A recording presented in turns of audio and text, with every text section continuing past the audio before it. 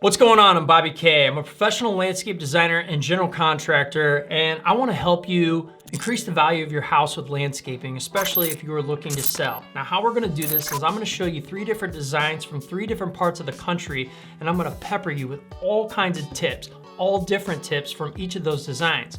Best of all, I got a giveaway for you that is going to help you with selecting a certain element that I believe adds a ton of value. I'm also going to give you lots of statistics. If you want to know why does landscaping increase, well, the proof is in the pudding. There are tons of cited sources all over the internet that prove how valuable landscaping is when it comes to your house. So without further ado, let's go to Jacksonville, North Carolina. By the way, if this is your first time here, welcome. All I ask is that you like and subscribe if you hear anything of value in here, which you're going to. So it helps out the channel greatly. I really appreciate that. So let's talk about North Carolina. This is a pretty, I would say, universal design going on here. This could go just about anywhere unless it's really, really hot or really, really cold. Even really cold, there's a lot of elements in here. So wherever you live in the country, I think this is a great template.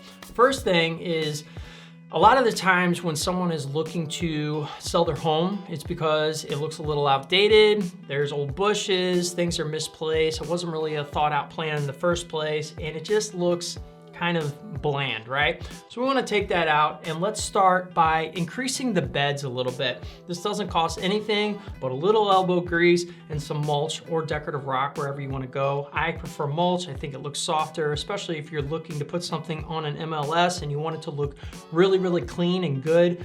A dark brown mulch or a black mulch, depending on the color and the architecture of the house, I would say is the way to go. Stay away from the red.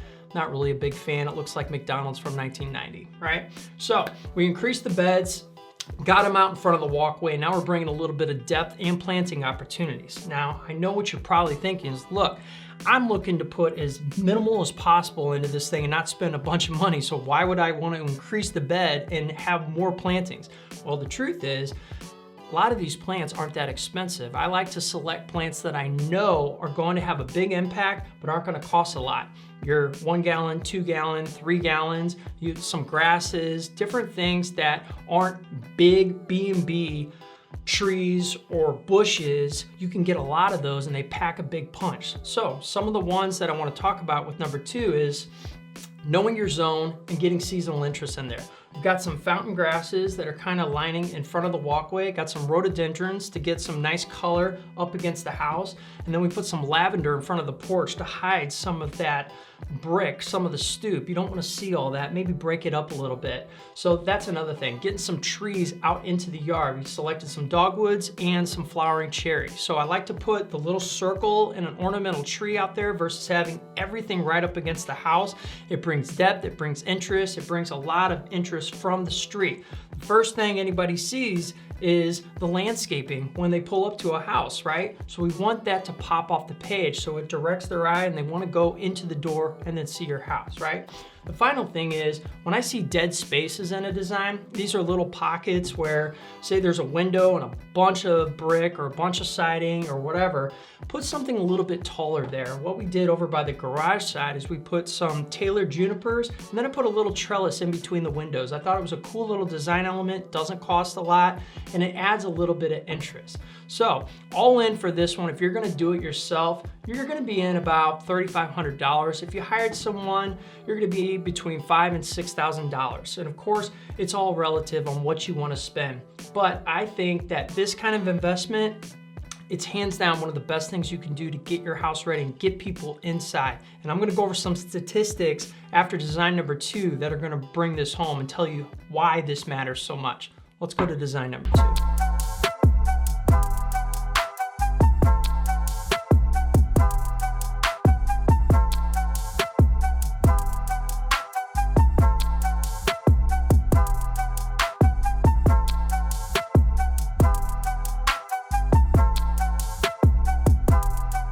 Next one, we're in Willis Point, Texas. Now this is a hot zone, so this is one of those drought tolerant kind of places. So it's a little bit different, but if you live in a place that doesn't have this kind of plants, just take it for Wherever those plants are, you could swap them out with something else. But the principles behind the design is what I want you to focus on with this one if you are not in Texas or Arizona or Las Vegas, like these really hot places. So let's get into it.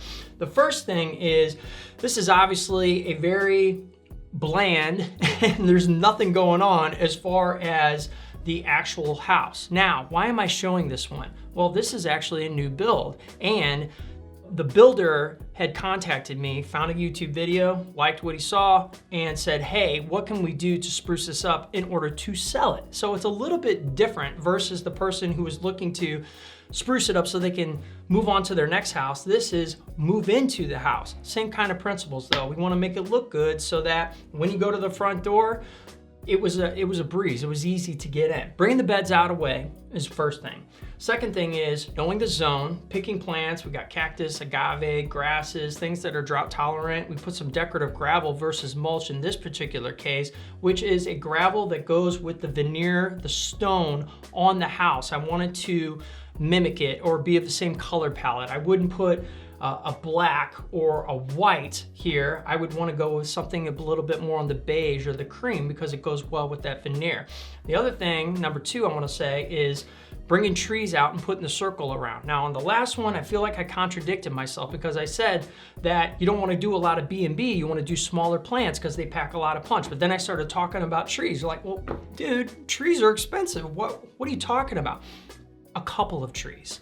Don't put a ton of trees, don't put a ton of big bushes, things that cost a lot of money into this. I think bringing a couple trees out into the yard to create depth, that is a very solid investment. It's gonna eat up a little bit more budget than a 1 or a 2 gallon or a 3 gallon bush, but it's gonna pack a big punch. So don't get crazy with the trees, but you can definitely drop them in.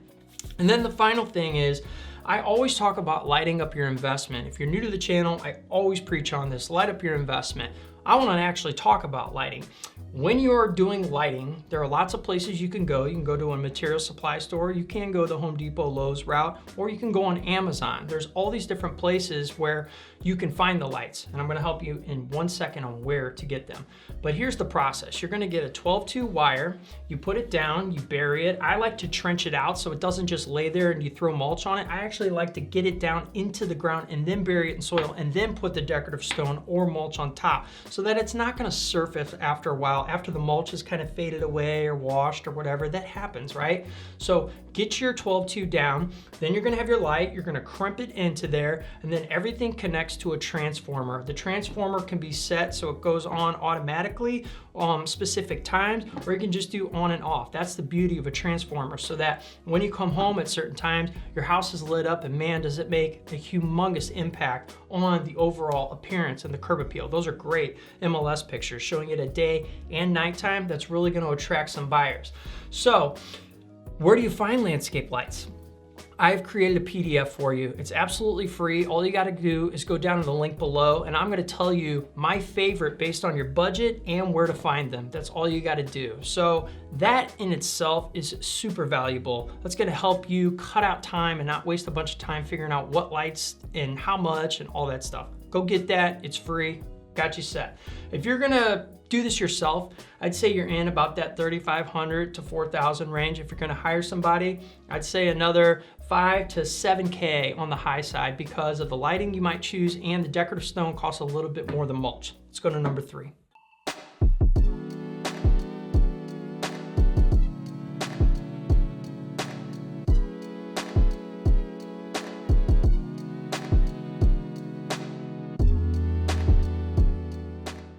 All right, finally, we are going to Parkland, Florida. And this is a great example. I love this because a lot of the times I see this when it comes to selling a house or increasing the curb appeal, adding value. It's just a lot of clutter, a lot of scraggly bushes, things that have been there for a while. You can't really see the front door. It's just kind of messy, right? Look at this kind of sparse looking, maybe grass or lariape. I'm not sure what that even is. It just needs some help, right? So here's the before picture. Now let me click off this guy and I'll show you the after. Here's the after of the design. Let me move myself over here. Here's what I want to go through with this one. It's pretty simple. This felt like a mess to me. I thought doing some synthetic turf or some sod, just depending on the zone and how things are growing, is a clean way to get a lot of green going right by the sidewalk. I think it looks beautiful. It looks perfect in Florida. Then you got this berm that was just kind of messy. It just wasn't working out. So thinning it out and doing something as simple as grabbing some boulders right here and some nice perennials, some nice colorful plants, and anchoring them on the corner so that, boom, this palm tree is the focal point still, but now you can see it because you don't have all the scraggly stuff. So we clean that up. Now we get to the third layer of this design. And what is the most important thing when it comes to landscaping when you're selling a house? It's to attract people to the front door, right? So that they go in, they love what they see, and they make an offer. So we want to attract to the front door. Beautiful front entranceway, but I felt like you couldn't really see what was going on there. So by taking something tall and beautiful, we did some Italian cypress here. Now my eye is going right to the front door. We got some just colorful pops here, a little bit of agapanthus. I think this is some verbinia. I got a little potato tree there, but these two, Italian cypress, bam, draws you there. So those are the kinds of things that are going to really attract buyers and look great on those pictures. All in for this one, you're probably in $2,500 to $3,500 if you did it yourself. If you hire somebody, I'd say you're in the $5,000 to $6,000 range. So a pretty common theme amongst the prices as well as if you paid somebody.